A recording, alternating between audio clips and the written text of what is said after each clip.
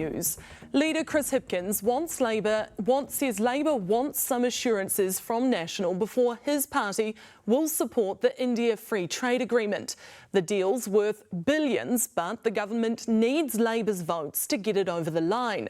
But Labor is now demanding protection for migrant workers and New Zealand's reputation for quality education, as well as more details on the deal. But as Adam Hollingworth reports, the most spectacular heat today came when protesters challenged politicians at Auckland's Big Gay Out. In election year, politicians get used to expecting the unexpected. But an attempt to storm the stage at the Big Gay Out could be a first. I think we will. Politicians of many stripes were there, asking the rainbow community to endorse them with their votes. But ACT and New Zealand First weren't. Labor threw a curveball to the government, saying it won't support its India Free Trade Agreement unless it can get some assurances. What we want is clarity from the government about what the different things that they've signed us up to actually mean. I'm happy to go through the detail with them, but let's be clear on behalf of New Zealanders who want jobs, we should not be playing politics with this. Absolutely not.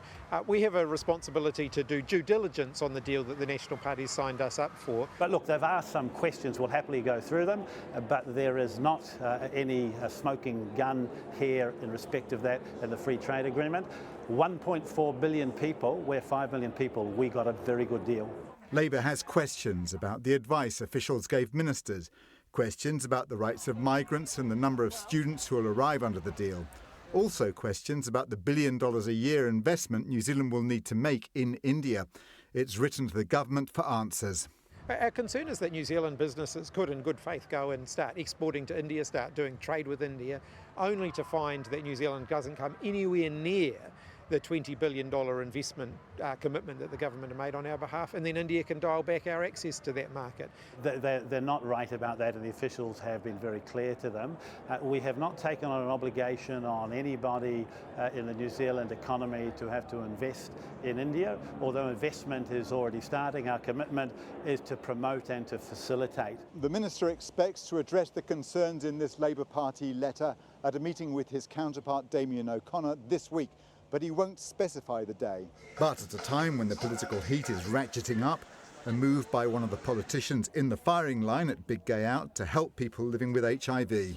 New Zealand has become the 5th country to sign a global call to action on undetectable equals untransmittable. An acceptance that when a person's HIV viral load is undetectable, they cannot transmit HIV sexually.